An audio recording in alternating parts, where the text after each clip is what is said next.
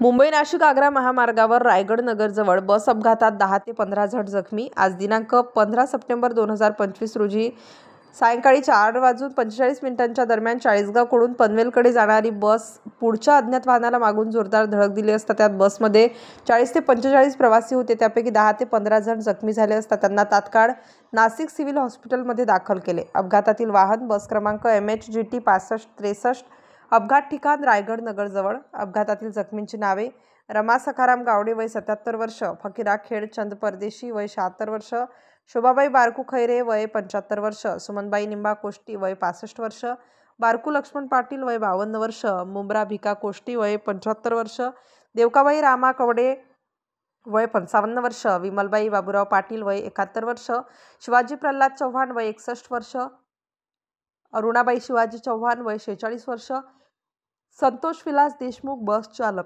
एक चाळीसगावकडून पनवेलकडे जात असताना बसमध्ये 40 ते 45 प्रवासी होते। रायगड नगरजवळ अपघात झालेला आहे। बाकी किरकोळ जखमी राहणार चाळीसगाव यांना जगद्गुरू रामानंदाचार्य नरेंद्राचार्य संस्थानचे ॲम्ब्युलन्स ड्रायव्हर निवृत्ती गुंड यांनी तात्काळ हॉस्पिटलमध्ये दाखल केले। स्टार न्यूज नाशिकसाठी प्रतिनिधी गणेश लहामटे, इगतपुरी।